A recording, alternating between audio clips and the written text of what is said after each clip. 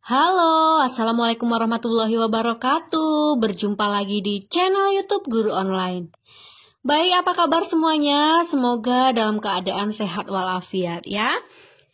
Baik, kali ini Guru Online akan berbagi tips di tengah berjalannya waktu. Rekan-rekan sekarang sedang banyak yang melaksanakan PPG ya, sudah berlangsung pelaksanaan PPG. Jadi yang angkatan 1 sudah mulai mau PPL dan angkatan yang kedua sudah mulai siap-siap ya, sudah tahu di mana LPTK-nya dan lain sebagainya. Baik, kali ini Guru Online akan berbagi tips sederhana supaya rekan-rekan dalam melaksanakan PPG secara daring ini lebih lebih mudah, lebih enak, dan akan mempunyai alternatif-alternatif lain nanti di sela-sela PPG apabila mendapatkan kesulitan. Nah, jadi di sini Guru Online akan berbagi beberapa tips supaya perjalanan pembelajaran daringnya ini lancar hingga ke UKIN, lalu selesai UKIN tahapan pembelajaran secara daringnya sudah selesai, maka akan lancar pula insya Allah nanti di bagian UP-nya, maka akan ditetapkan lulus UKM PPG-nya. Amin, amin ya robbal alamin. Baik, langsung saja. Yang pertama, tentunya kita harus banyak bersyukur ya, harus banyak-banyak bersyukur dalam hati kita bahwa kita sudah ditetapkan sebagai mahasiswa PPG, seperti itu. Lalu banyak juga kita harus berdoa supaya dalam menjalankan PPG lancar dan sukses. Tentunya itu yang pertama ya. Lalu yang kedua, nah di sini apabila sudah memiliki suami atau istri, anak-anak seperti itu, tentu harus memberi pengertian keluarga, orang tua, pasangan kita, anak, dan orang yang terdekat di sekeliling kita supaya dapat mendukung kita, memahami kita ketika pelaksanaan PPG ini dimulai. Karena tidak dapat dipungkiri bahwa waktu, tenaga, pikiran pasti ketika PPG sudah dimulai akan menitik beratkan fokus kepada PPG yang sedang dimulai itu, seperti itu.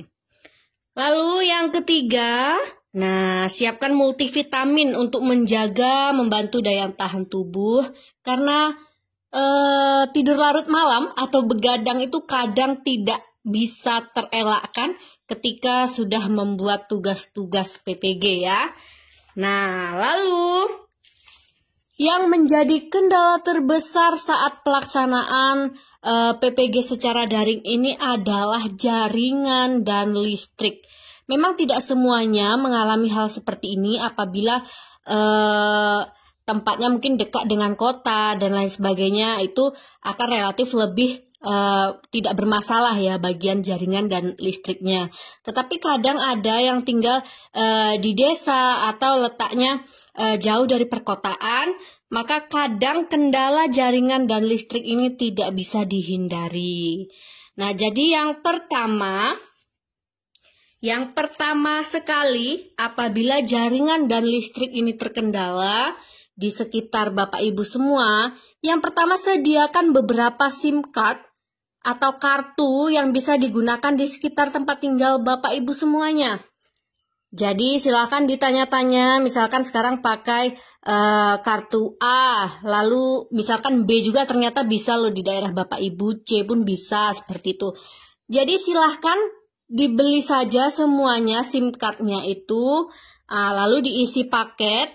Nah, jadi misalkan sewaktu-waktu jaringan SIM A ini tadi sulit atau hilang ketika mati lampu, bisa menggunakan alternatif lain, pakai yang SIM B, bisa juga pakai yang SIM C, jadi ada alternatif lainnya seperti itu. Lalu survei lokasi di sekitar Bapak Ibu yang bisa dijadikan alternatif dadakan ketika terjadi masalah jaringan atau listrik yang tak bisa diselesaikan di rumah. Nah, jadi silakan Bapak Ibu ketika sudah tahu, oh ini terjaring angkatan 2 atau terjaring angkatan 3 nantinya. Silakan survei di sekitar rumah atau di sekitar tempat tinggal Bapak Ibu semuanya, di mana di situ ada warnet, di mana saja ada warnet, di mana saja yang menyediakan akses WiFi, itu silahkan didata dan diminta nomor HP-nya Bapak Ibu. Jadi nanti bisa mudah, misalkan di rumah Bapak Ibu tiba-tiba mati lampu, sudah mencoba tadi yang pertama, jaringan A dicoba, tidak bisa, jaringan B tidak bisa juga, jaringan C sulit juga ada tapi sulit, misalkan seperti itu.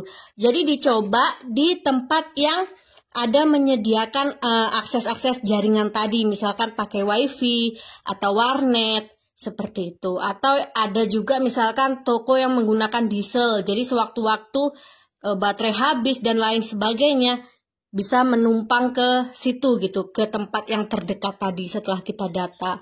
Nah, kenapa harus diminta nomor HP-nya? Supaya mempercepat ya, jadi telepon yang alternatif pertama tadi. Di situ bisa tidak memakai jaringan WiFi sekarang atau listrik hidup atau tidak seperti itu. Jadi lebih mudah. Jadi nanti tinggal menuju ke lokasi saja. Nah, itu penting sekali ya Bapak Ibu.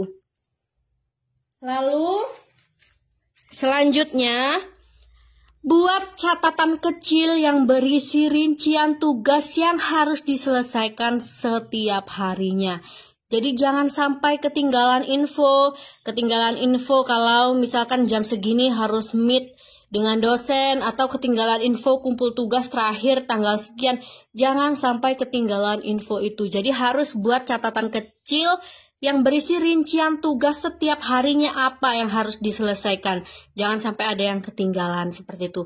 Letakkan di tempat-tempat strategis yang sering kita lewati atau yang sering kita duduk, atau di tempat-tempat yang memang dimana posisi kita sering meet dengan dosen misalkan. Jadi kita tempel gitu. Jadi kita nampak, oh berarti tugas ini belum. Oh ini harus yang saya selesaikan pada hari ini, seperti itu. Lalu selanjutnya, bangun tim secara solid antar sesama pejuang PPG.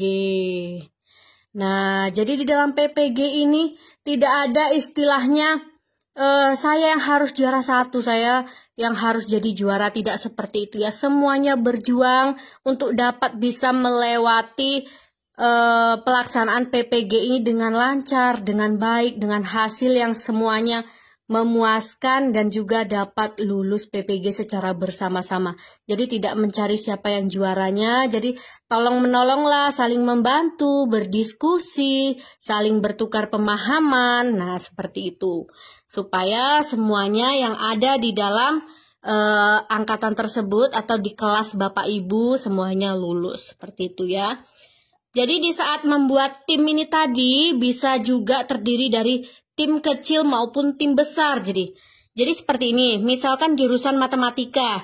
Jadi tim kecil Bapak Ibu bisa juga membuat grup-grup baru lagi, grup-grup kecil, mana yang perjenjang, yang sama jenjangnya, misalkan sama-sama jenjang SMA, sama-sama jenjang SMP.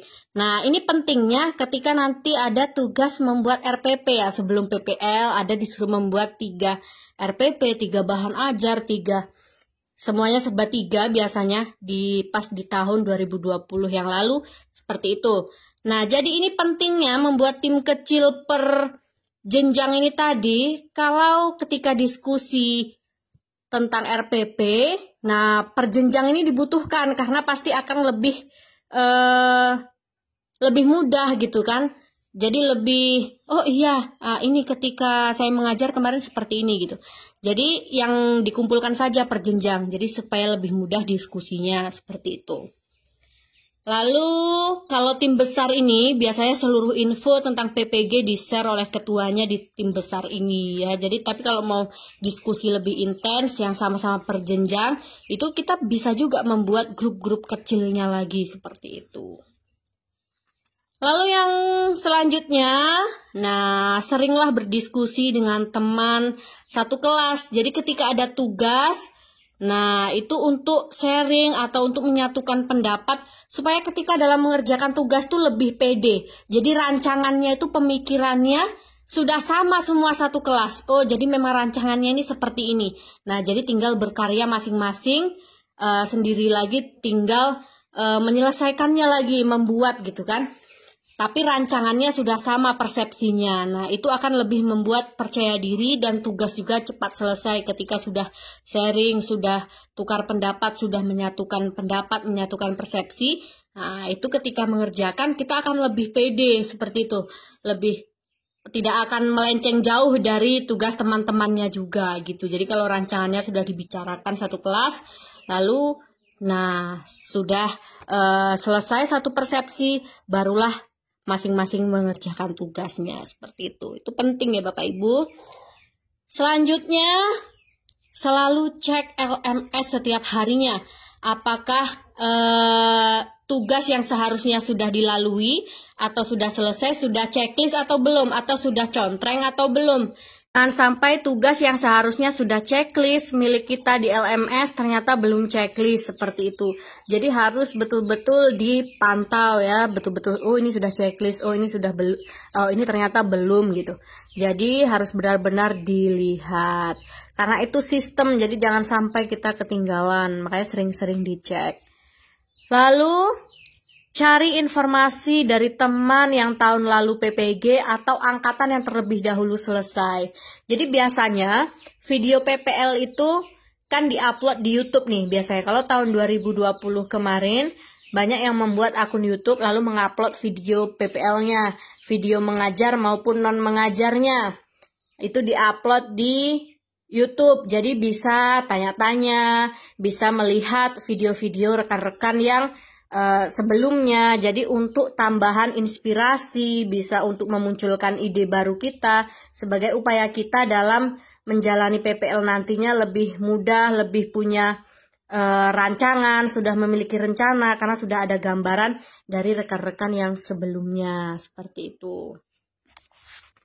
Lalu biasanya ada hal-hal yang tentang tugas ini belum jelas gitu. Nah, hendaknya ini didiskusikan di grup kelasnya bersama teman-teman. Tetapi ketika nanti menemukan belum selesai gitu ya, belum selesai titik temunya, bisa juga dicatat pertanyaannya. Jadi dikumpulkan pertanyaan-pertanyaan yang masih mengganjal di dalam hati, dikumpulkan bersama-sama di grup tersebut, didiskusikan.